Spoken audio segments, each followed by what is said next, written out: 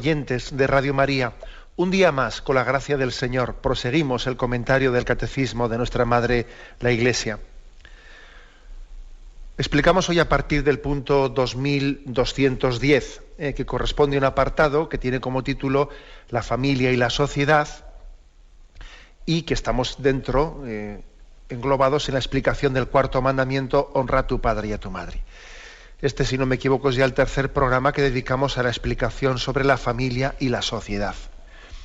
Este punto 2210 dice así: la importancia de la familia para la vida y el bienestar de la sociedad entraña una responsabilidad particular de ésta en el apoyo y fortalecimiento del matrimonio y de la familia.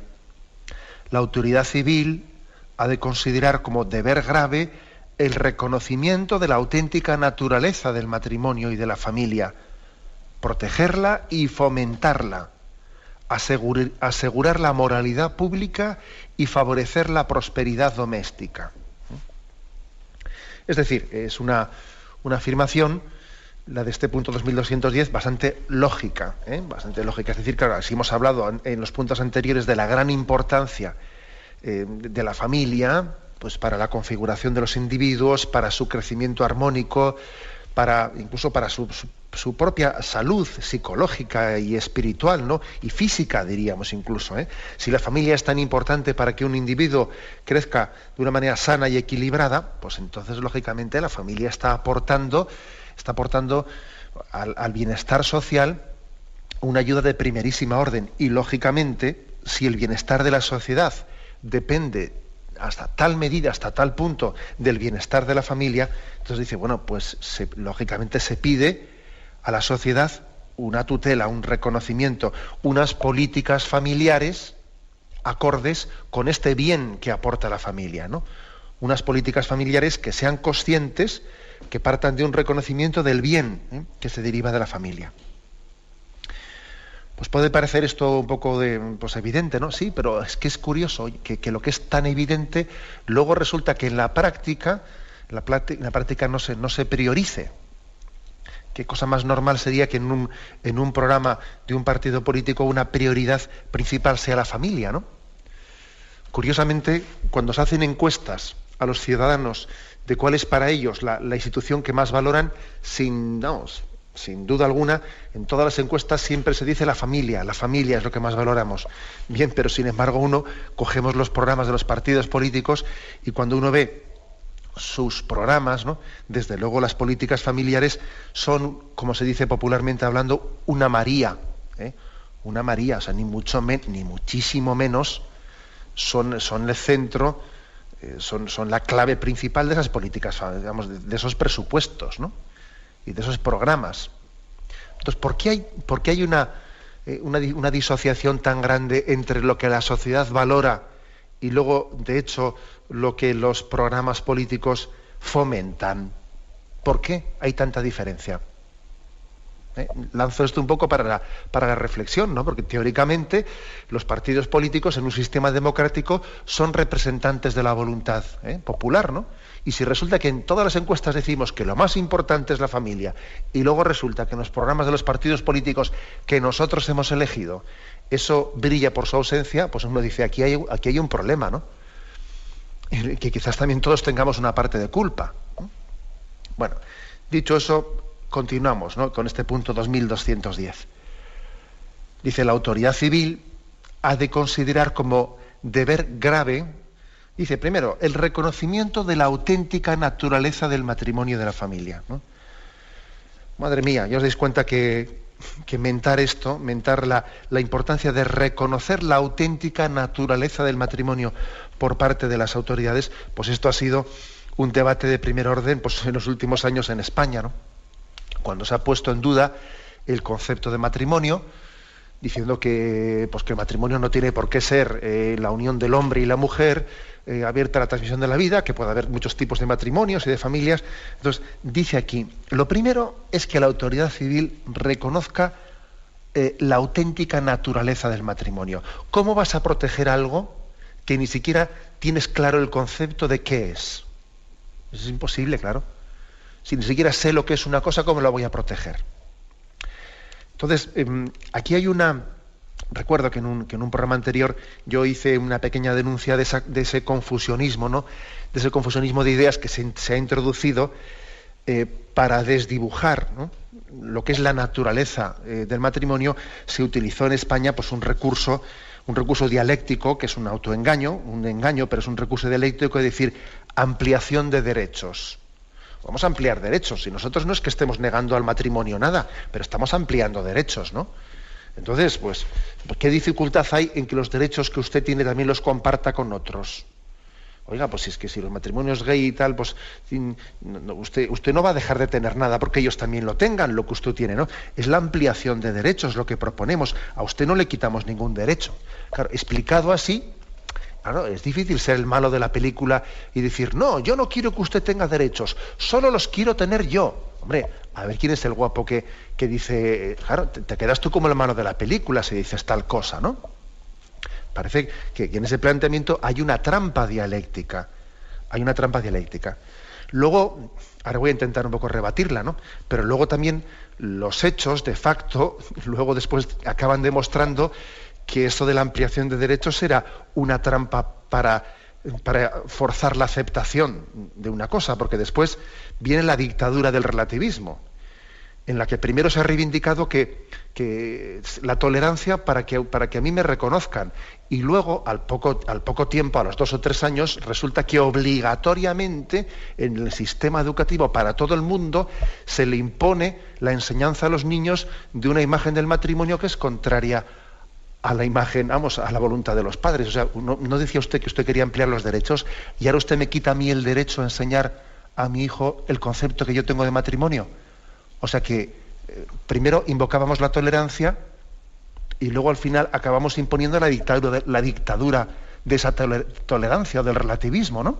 Bueno, digo esto porque evidentemente es una estrategia, ¿no?, para intentar desdibujar y equivocar sobre lo que es el concepto de matrimonio, de familia. Se invocó la ampliación de derechos y luego al final, claro, se termina por no saber qué es una cosa. Pero ¿por qué digo que es tan importante lo de que se reconozca la naturaleza de qué es la familia y qué es el matrimonio? Porque es que si todo es matrimonio, entonces nada es matrimonio. Esto a mí me lo habéis oído muchas veces. Por ejemplo, cuando hemos hablado de la oración. Si todo es oración, nada es oración. No nos engañemos.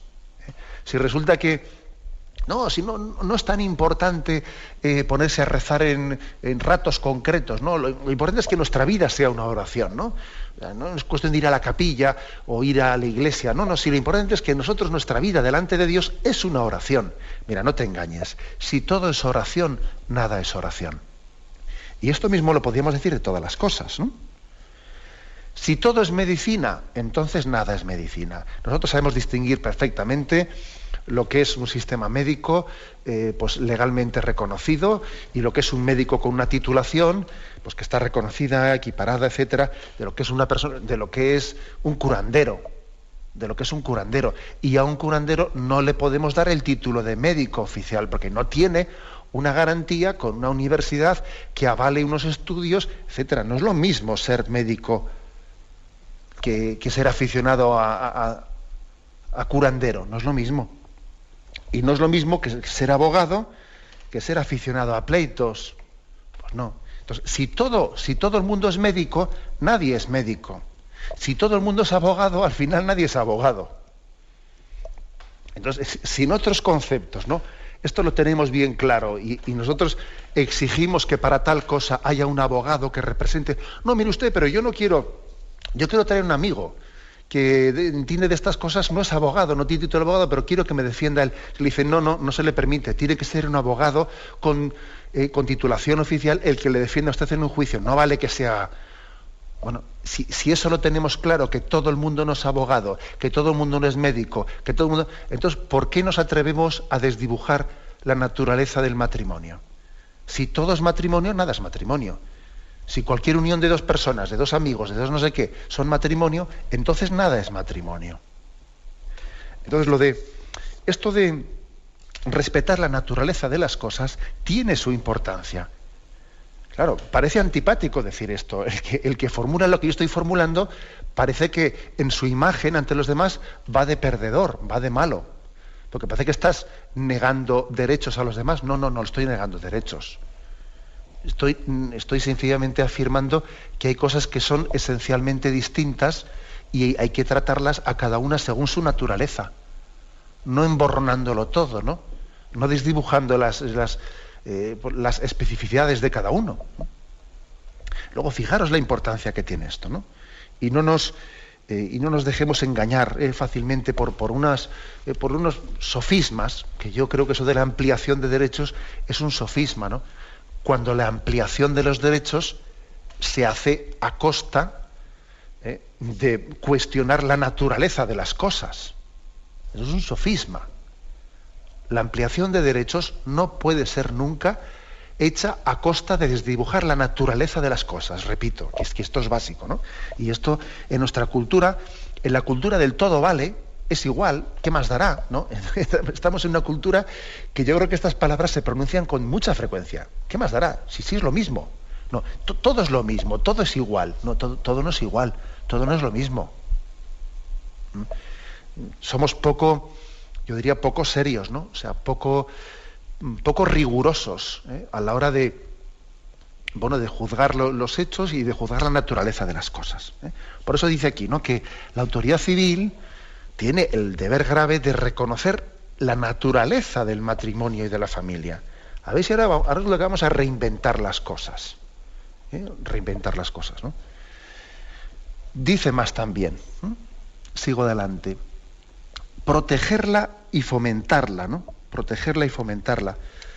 Bueno, pues claro, yo digo, qué importante es esto, ¿no? Que nosotros tengamos la conciencia de que las autoridades están para proteger la familia, para protegerla, y entonces tenemos auténticos dramas entre nosotros. Por ejemplo, porque siempre aquí ir a lo práctico y poniendo, yo creo que la medida que podemos, ¿no?, poner ejemplos siempre nos ayuda para entender esto que el catecismo nos explica, ¿no? Aunque luego también a veces es poco delicado poner ejemplos prácticos porque nos ganamos muchos amigos, ¿no? Y esto lo digo irónicamente, porque claro, eso de concretar y descender a casos prácticos, pues también después es posible que nos suponga que alguien también se nos incomode, pero es que también tenemos que concretar las cosas, ¿no? Por ejemplo, vamos a ver, en el año 2006, el gobierno autonómico de Castilla y León pues promulga una ley, ¿no? Ley de mediación familiar. Y muchos ciudadanos, pues pensamos, ¡ay, qué bien! Fenomenal, pues existe una ley de mediación familiar. Pues mira, pues va a ser una ley que defienda a la familia, que la vaya a proteger, una ley pues, que se puede insertar en políticas familiares, ¿no? Y resulta que después vamos a leer esa ley, leemos el proemio de esa ley, y claro, y nos llevamos una gran sorpresa, ¿no? Exposición de motivos de esa ley. Y de repente leo en un párrafo que dice: la finalidad de la mediación familiar no es evitar situaciones de ruptura, sino la de aminorar las consecuencias negativas que se derivan de las mismas. Se diferencia así la mediación en el ámbito familiar de lo que son otras disciplinas más enfocadas en vertientes preventivas y terapéuticas.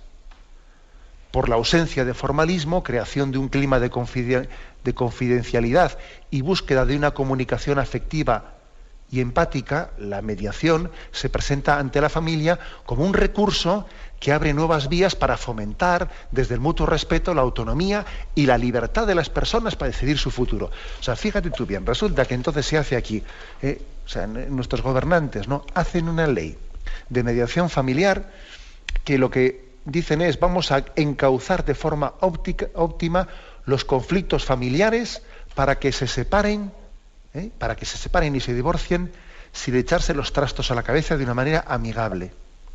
Y esto es una decepción que nuestros gobernantes entiendan que una prioridad de la política familiar tenga que ser ayudar a la gente a divorciarse y a separarse. Pero hombre, por mediación familiar no deberíamos de entender el mediar para la reconciliación, el mediar para la reintegración, para sanar las heridas, para que las familias que tienen dificultades en la educación de sus hijos sean ayudadas, para que las parejas que tienen conflictos de comunicación sean también asistidas. O sea, hemos llegado a entender por mediación a ver cómo ayudamos a que la gente se divorcie. ¿No sería lo normal empezar primeramente por lo otro antes que ofrecer ayudas para el divorcio? Es tremendo, ¿no? O sea, que yo creo que tenemos una falta de conciencia del valor del matrimonio y del drama que hay detrás de las rupturas familiares. Las rupturas familiares son un gran fracaso que va a arrastrar esa familia para toda su vida, ¿no? Entonces, el hecho de que no prioricemos, ¿no?, como dice aquí, el proteger el vínculo matrimonial, ¿no? Protegerlo. O sea, que tengamos esa prioridad. El hecho de que, por ejemplo, ¿no?, hoy en día la Iglesia estemos, ¿no?, en las diócesis, y yo creo que es uno de los grandes servicios que ahora mismo está prestando la Iglesia, abriendo los llamados COF, Centros de Orientación Familiar, donde, entre otras cosas, pues lo que se ofrece es también pues una terapia, una acogida y una terapia a los matrimonios que tienen problemas de comunicación, que tienen riesgo de ruptura, y se les ofrece una acogida y una terapia para acompañarles, ¿no? Bueno, pues vamos a ser claros. Para abrir estos centros de orientación familiar no tenemos ningún tipo de ayuda, ¿eh?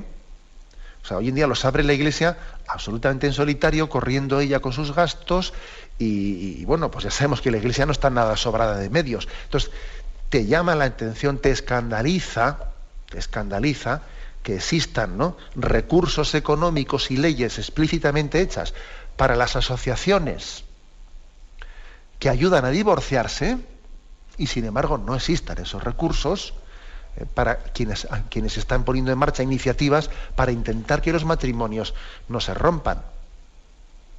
Vamos a ver, es que es algo escandaloso, ¿eh? Y de hecho digo que no estoy hablando por hablar, sino que es que las diócesis estamos, ¿no?, poniendo en marcha estos centros y no tenemos noticia de poder acogernos a recursos públicos. Es que no tenemos esa noticia, ¿no? Creo que tenemos que tocar pues la campana, ¿no?, la campana de la conciencia social, de decir, no nos tomamos en serio las políticas familiares, ¿no? Es un tesoro. O sea, yo creo que no podemos hacer una obra más importante que la de salvar un matrimonio, salvar una familia. Se suelen hacer operaciones rescate, ¿no? Muchas veces me refiero a que hay grupos pro vida que se suelen poner en la puerta de clínicas abortistas, y cuando llega un coche y sale una joven con una cara asustada y se le ve enseguida que esa joven se acerca a la clínica abortista a abortar, ¿no? Pues hay personas que tienen ese carisma de acercarse a esa joven y decirle, mira, hay otras alternativas, ¿quieres que te ayudemos de otra manera? Y le dicen brevemente unas palabras para intentar a esa joven pues disuadirle, ¿no? O saber que tiene otro camino, que hay gente que está dispuesta a ayudarle por otro lado, que no sea acabando con la vida de ese niño. Lo mismo tenemos que decir de salvar matrimonios y familias. Lo mismo, ¿eh? O sea, que nuestro recurso sea primero, sea el de te voy a ayudar a separarte, para que no sea muy traumático, en vez de decirle te voy a ayudar a arreglarte. Es que es una contradicción que deja patente nuestra falta de valores, ¿no?, y nuestra falta de esperanza. En el fondo, que no creemos en el hombre, que no creemos en su capacidad de sobreponerse, de conversión. O sea, en el fondo es no creer en el hombre, no creer en el ser humano, en su capacidad que tiene, ¿no?, para sobreponerse sobre su propio pecado. Así como Cristo cree en nuestra capacidad de conversión y nos dice convertíos, ¿no? Pues esta sociedad, en el fondo, lo que hace es regular el mal, en vez de apostar por el bien. ¿Eh? Estamos regulando el mal, siempre con el argumento del mal menor y el mal menor, ¿no? Regulamos el mal en vez de apostar por el bien común, ¿no? Y esto es claro, de ahí se derivan pues eso, muchos dramas, ¿no? Tenemos un momento de reflexión y continuaremos enseguida.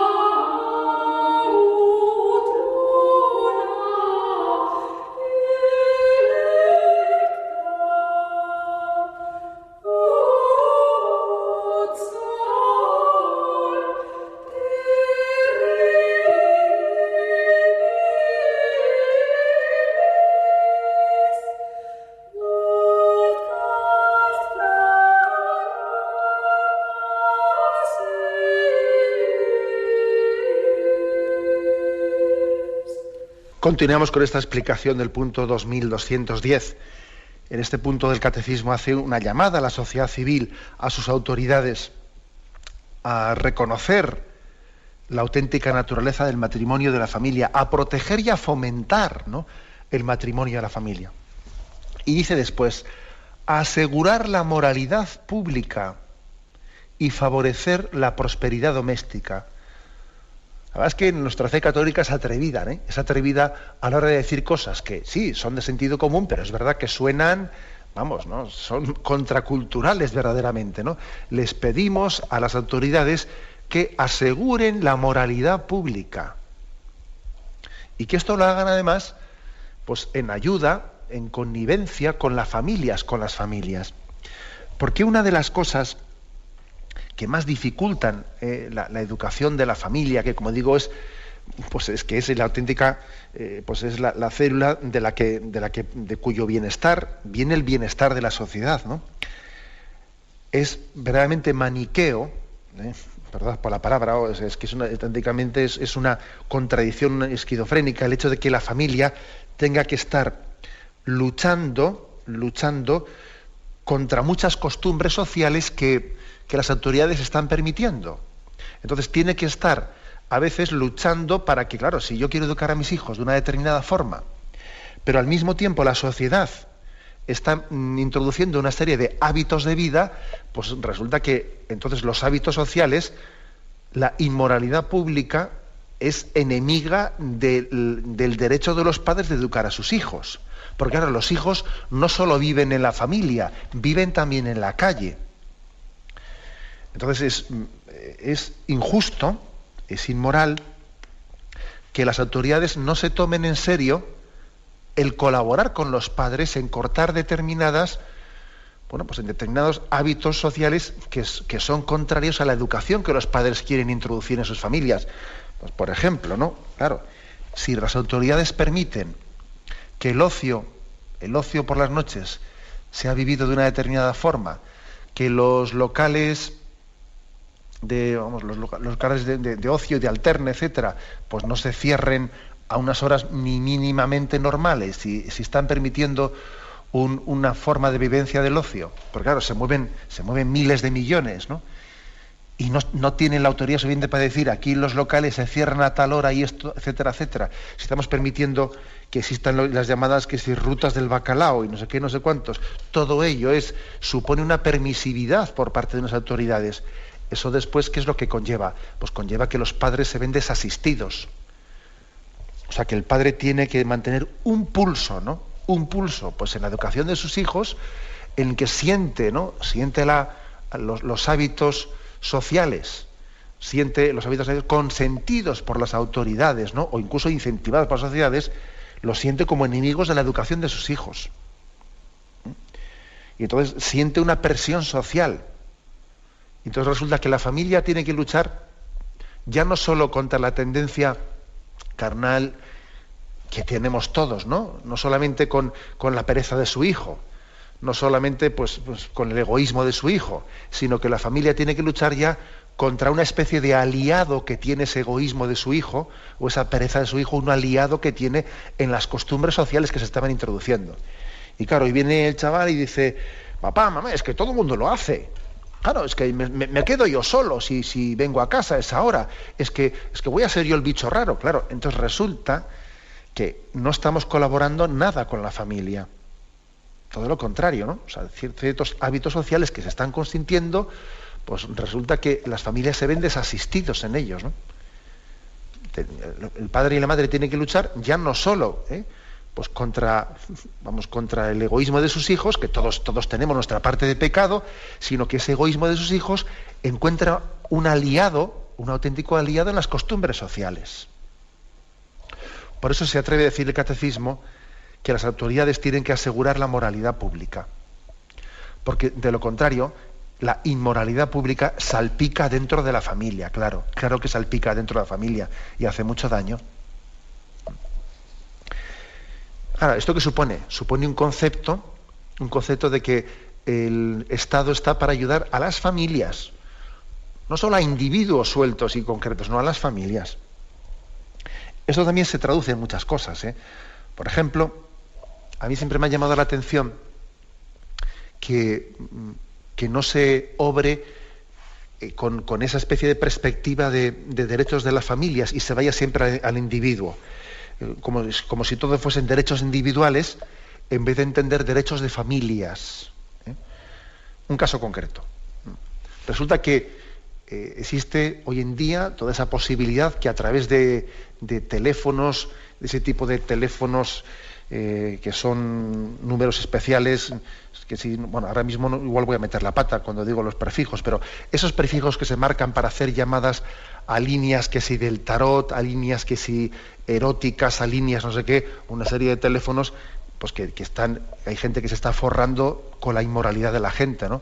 O sea, con los desequilibrios de muchas personas, que igual a veces hay familias que se llevan la sorpresa de que alguno de sus miembros pues tiene graves desequilibrios y de repente llega una factura de un teléfono en la que alguien está llamando a no sé qué líneas y entonces, claro, la madre o el padre se llevan las manos a la cabeza, llaman a la telefónica y dicen, no, pues que alguien ha llamado desde ahí y tal y cual.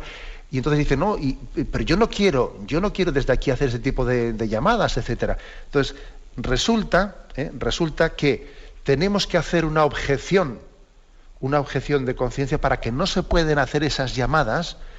Somos nosotros los que tenemos que llamar a un sitio y darnos de baja. Yo no quiero que desde mi teléfono se puedan hacer estas llamadas. O sea, ¿no sería más normal lo contrario? Que el que quiera tener ese servicio de esas llamadas sea él el que se dé de alta. O sea, tenemos que darnos de baja en vez de darnos de alta en eso. O sea, es decir, por sistema todo el mundo tiene el acceso directo a esa basura. Ahora, el que quiera que en su casa no se tenga ese acceso, es él el que tiene que objetar, es él el que tiene que ponerse en contacto y darse de baja y mandar no sé qué fases y cosas por el estilo. Entonces, hay una legislación que en vez de proteger a la familia, en principio la tiene desprotegida. Y lo mismo diríamos pues con canales televisivos y canales pornográficos en los que en principio todo está abierto, ¿no? Está abierto todo a todo el mundo. Ahora, es el padre el que tiene que estar luchando y a ver cómo cierro esta ventana para que no entre esta basura dentro de nuestra casa y a ver cómo impresa. Tenemos que protegernos, ¿no?, frente a la basura. En vez de, lo lógico sería que se suponga que una familia quiere tener pues su intimidad preservada y el que quiera tener acceso a eso, que lo pida a él. Sin embargo, aquí es al revés. El que quiera tiene que barrer para sacar la basura de casa, en vez de pedir que venga. Bien, pongo este ejemplo, ¿no? Y podríamos poner unos cuantos más. Por ejemplo, lo que son los filtros de Internet. O sea, resulta que Internet está planteado de una manera en la que la basura, la pornografía y todo, o sea, está totalmente pues al acceso de nosotros, ¿no? Y entonces un padre, para que eso no sea así, tiene que decir, voy a buscar unos filtros de Internet para proteger el acceso a lugares negativos, etcétera. Yo creo que lo normal sería lo contrario, ¿no? Lo normal sería que Internet pues sea un servicio que no permita, o sea, que no permita el acceso a esos lugares absolutamente, ¿no?, contrarios al sentido mínimo de la ética y de la moralidad, y que el que quiera buscarse eso, oiga, pues que se vaya donde tenga que irse y que compra lo que tenga que comprarse. Pero vamos, que lo lógico es que estemos protegidos por principio, no por objeción de conciencia, que tenemos que hacer objeción de conciencia ya para estar protegidos. Y buscar un filtro, y buscar no sé qué. Bueno, pues a estas cosas concretas se desciende cuando hablamos de políticas de protección familiar, que tenemos que fomentarlas, ¿no?, y asegurar la moralidad pública, ¿no? De lo contrario, queramos que no, la familia es dañada, y al ser dañada la familia, eso va en detrimento del bien de la sociedad, inevitablemente, ¿no? Bien, tenemos un momento de la importancia de que la familia, con ese bien social tan grande que está aportando, o sea, esa aportación tan grande al bienestar social, pues sea protegida, sea tutelada por la autoridad civil, y que la autoridad civil caiga en cuenta del grave deber que tiene, ¿no?, la grave responsabilidad de reconocer su naturaleza, protegerla, fomentarla, asegurar la moralidad pública, decíamos, ¿no?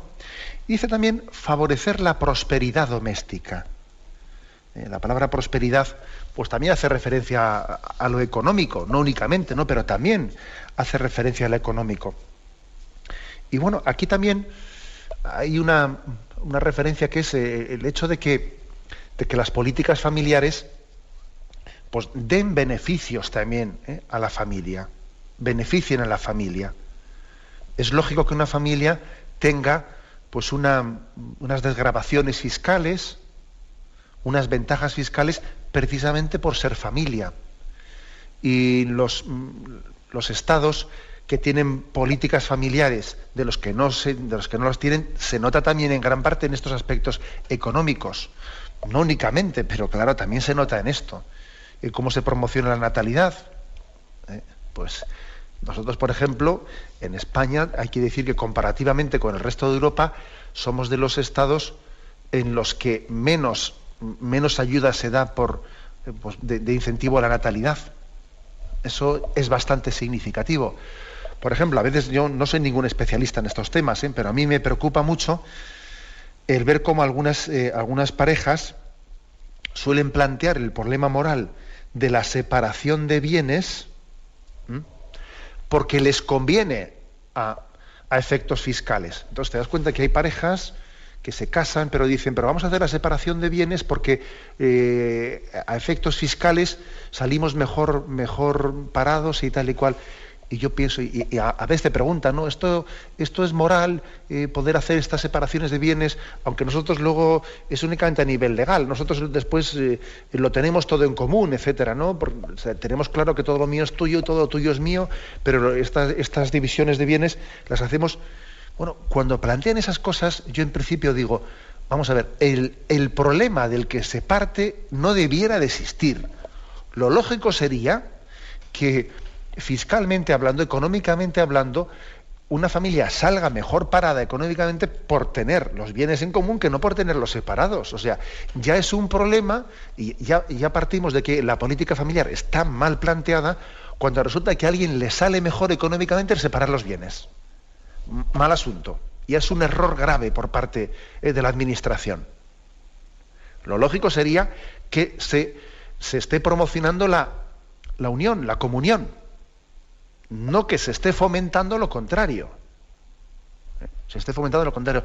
Bien, ya sabemos que, bueno, pues que posiblemente, ¿cuál es la respuesta que se puede dar a quien te hace esa consulta? Hombre, pues que sí, que entendemos que puede no ser inmoral, o sea, puede ser, pues no será inmoral el que alguien diga, bueno, a efectos legales vamos a hacer una separación, pero tenemos claro que entre nosotros todo lo mío es tuyo y todo lo tuyo es mío. Bien, de acuerdo, pues moralmente hablando salvamos la cosa, ¿no? Pero ya vamos mal, ¿no? Estamos como teniendo que partir de un principio que no debiera haber sido así. O sea, lo lógico es que las autoridades y la administración hubiesen fomentado la comunión de bienes, no lo contrario, o sea, que salga económicamente mejor parado pues, el matrimonio por hacer sus cuentas unidas que no separadas, ¿no? Entonces, como digo, yo no entiendo mucho de estas cosas, ¿no? Vamos, para ser sinceros, nada, pero observo que con frecuencia llegan ese tipo de consultas. Entonces yo me pregunto para mí, ¿cómo es posible que tengamos una legislación pues de Hacienda, etcétera, en la que resulta que sea beneficioso separar bienes? Y claro, esto crea una mentalidad en la que no se favorece nada al matrimonio, sino se favorece lo contrario. Luego también aquí hay un toque de atención, ¿no? a esas políticas familiares que tienen que favorecer la prosperidad doméstica. O sea, la familia tiene que estar privilegiada y no es ninguna discriminación que se favorezca a la familia. Por ejemplo, los que no somos casados, los célibes, es totalmente lógico que nosotros pues tengamos que se nos pida una participación de los impuestos superior que aquellos que tienen familia. Totalmente lógico que nosotros tengamos que cargar más con esa con esa parte que ponemos en favor del bien común. ¿Por qué? Porque nosotros no vamos a tener hijos y la familia, en principio, puede tener problemas de esterilidad, etcétera, pero está llamada, está abierta a la transmisión de la vida.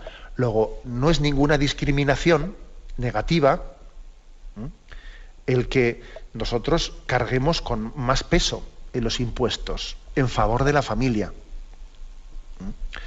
Porque fijaros una cosa, discriminar, porque la palabra discriminar se suele utilizar en sentido negativo.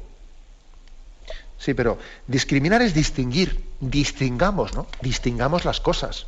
Es normal que los solteros carguemos con más peso en favor de las familias que tienen que llevar adelante la educación de los hijos y que además esos hijos van a ser los que hagan pervivir la sociedad. Y la sociedad tiene que continuar adelante. Luego eso no es discriminar, eso es distinguir, ¿eh? O sea, discriminar en el sentido negativo de la palabra, en el sentido positivo de la palabra, ¿no? Y también el soltero, que no tiene hijos, él tiene una obligación moral en favor de la sociedad y de la continuación de la sociedad. Porque él también recibe una sociedad porque anteriormente hubo quien tuvo familia y quien procreó. Luego no vale decir, ya, yo soy soltero y que se termine el mundo conmigo. No, que se termine el mundo contigo, no, majo, porque el mundo, tú existes porque los anteriores no dijeron eso.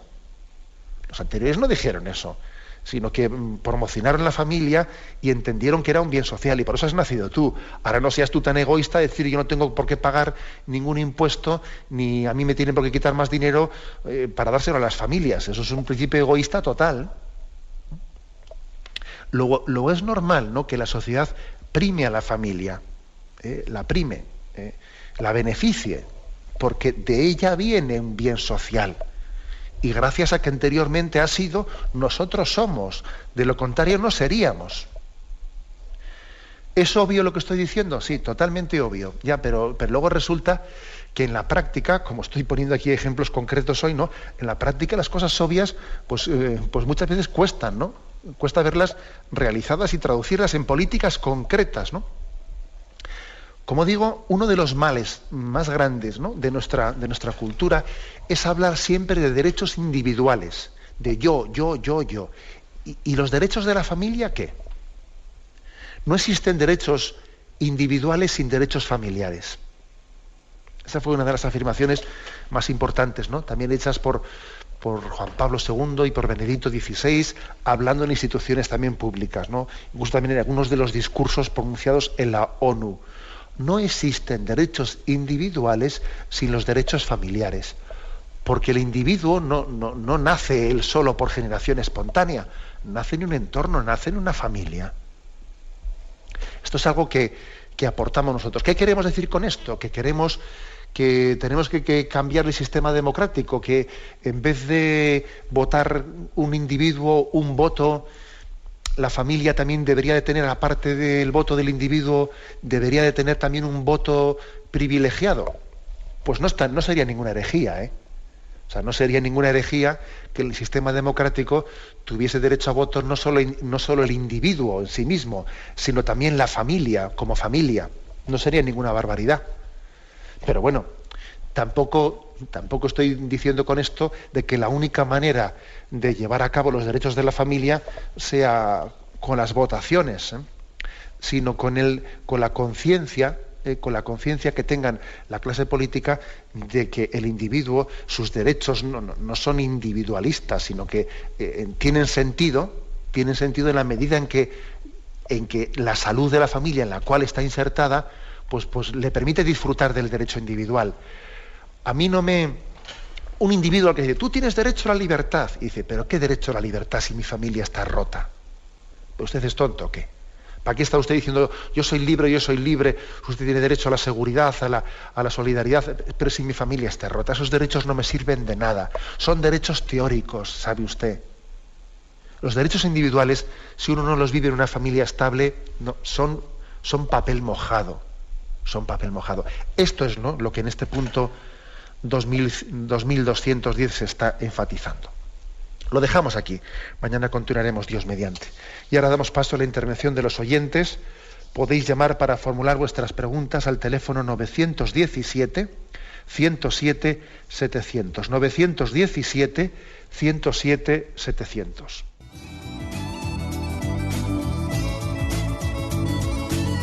¿Le gustaría tener sus programas favoritos de Radio María en CD o DVD? Ahora es posible.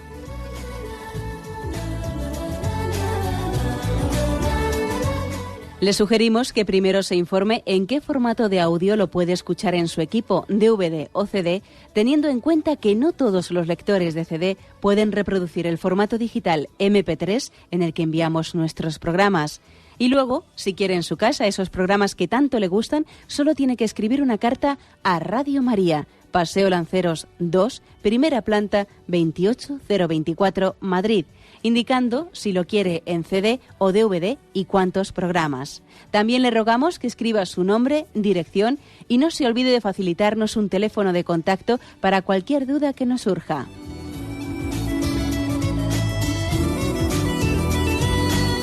Radio María, más cerca de usted.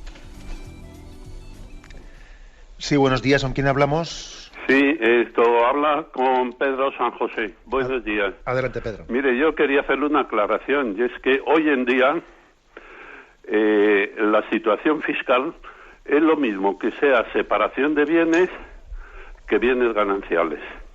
O sea, que eso que justifican para hacer la separación de bienes no es correcto, es un engaño. Bueno, hoy en día se puede acoger uno fiscalmente en las mismas condiciones. ¿Sí? De acuerdo, muchísimas gracias. Bien, desconozco si eso será así, digamos, en toda España o también por autonomías puede haber, digamos, pues regímenes fiscales distintos. En cualquier caso, tampoco me parece bien que eso sea así. Es decir, moralmente hablando, no me parece bien que sea indistinto el que se tribute conjuntamente o separadamente. A mí me parece que se debería de primar la unión del matrimonio. ¿Sí? Es decir, sencillamente porque de esa manera la administración tutela el bien de la unión. No dice que me es indistinto, ¿no?, una cosa de la otra. Bien, el oyente ha aportado un dato importante, ¿no? Pero aún y todo, aunque fuese indistinto, aunque salga de la misma manera de una manera u otra, a mí me parece que moralmente no me parece correcto. Yo creo que lo lógico es que la administración promueva, tutele, promocione la unión, no que sea indistinto. Bueno, adelante, vamos a pasar a un siguiente oyente. Buenos días. Oiga. Sí, le escuchamos, sí. Buenos días, padre. Monseñor, le quería hacer herencia de ayer, pero no, ayer no pude llamar. Estuvo usted hablando del principio de subsidiariedad. Uh-huh. Es una cosa que a mí no la tengo muy clara y le quería preguntar, trasladándolo a otro campo, pero que me importa mucho. Yo soy trabajadora social, estoy jubilada y colaboro en una Cáritas parroquial. Nosotros tenemos el principio de que las personas que acuden a nosotros que vayan primero a los centros sociales para que puedan recibir todas las, llámese salario social, en fin, todas las ayudas y ayudas que pueda dar el ayuntamiento y nosotros, pues bueno, nosotros les atendemos, pero que primero acudan a estos. Entonces, ¿eso es el principio de subsidiariedad o es el Estado el que primero tiene que ayudar? No, es que no, tengo hecho un poco jaleo. Ya.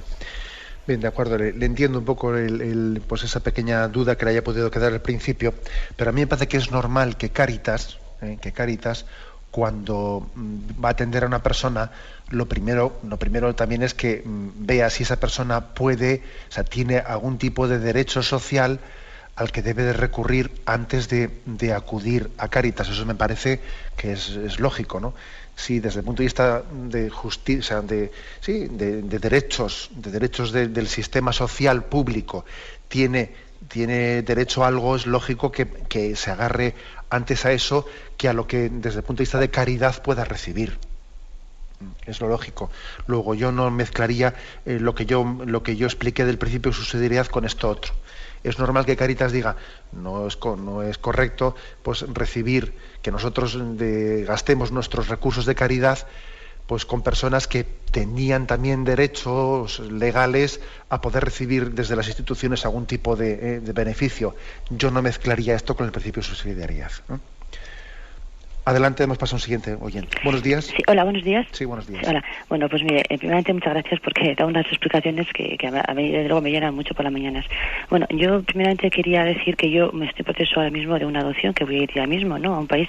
Entonces, claro, pues yo es una cosa que he decidido totalmente porque yo estoy contra de haber tenido que hacer otras pruebas, en el sentido, pues esas que le dicen así, que te animan en plan ahí científico, que tal, porque no, porque yo en eso tengo unas creencias y una formación que me han educado y que yo no, eso por un lado. Y por otro lado, pues claro, ahora mi problema, no es que sea problema porque yo tengo decidido, sino sencillamente que ahora con la gente, como yo voy a ser madre ahora realmente, ¿no? Entonces mi niña va a tener 2 añitos más o menos, entonces claro, pues te dicen, hay personas que igual te dicen un poco, ay sí, pero ¿cómo te vas a poner ahora? Que ahora como está la juventud, fíjate que luego llega la adolescencia, y bueno, gente que igual también lo dicen bien porque son de la edad de antes y yo comprendo que antes la educación estaba mucho mejor, y bueno, en el sentido moral me refiero, ¿no?, como usted lo ha dicho hoy, y claro, yo digo, y realmente ahora, ¿qué tengo yo garantías en el sentido de decir que mi niña se va a educar? Porque tiene que alternar con la juventud de hoy día.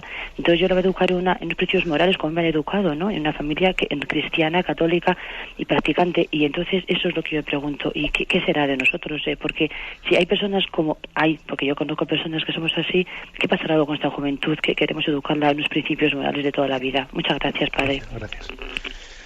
Bueno, le vamos a encomendar, ¿no?, en ese paso importante que da en su vida para la adopción de esa niña de 2 años, ¿no?, en el extranjero.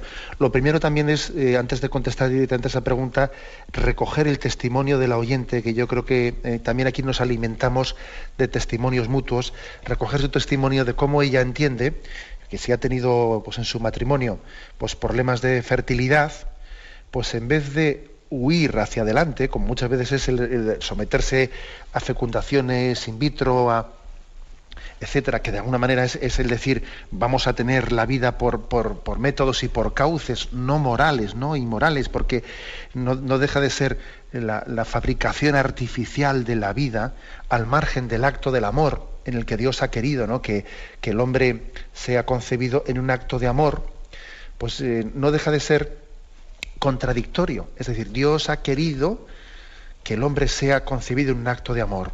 Por lo tanto, es inmoral, es contradictorio con este lenguaje el recurrir no a la sanación de la infertilidad, sino a la fabricación artificial de la vida, ¿no?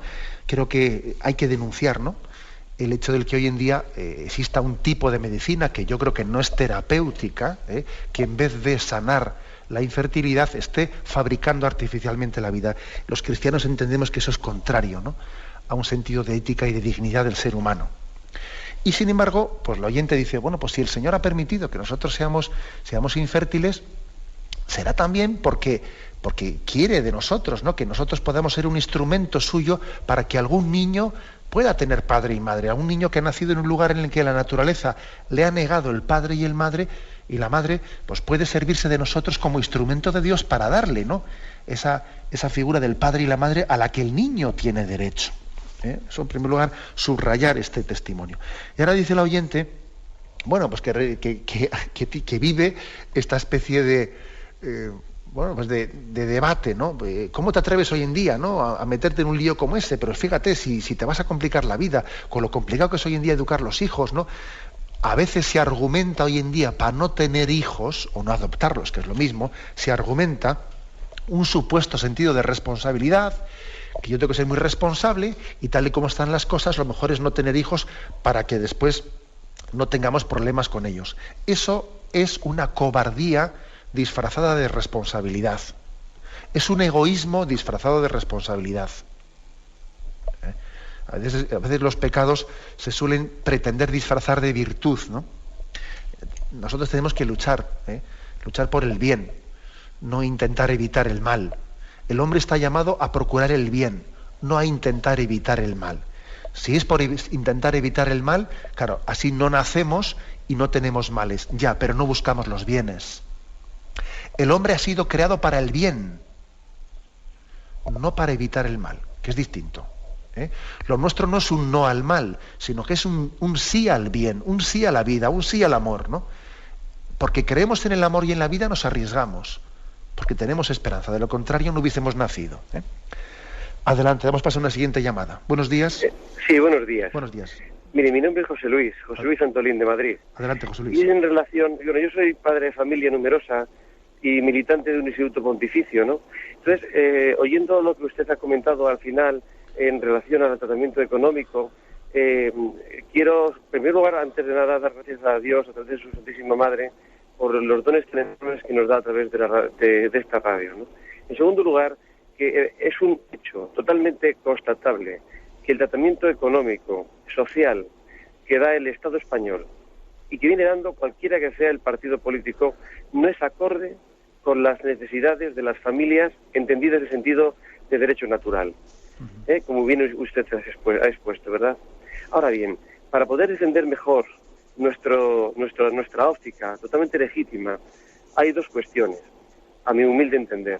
Una, hacer una auténtica campaña de oración para la conversión de todos los políticos que tengan acción directa o indirecta.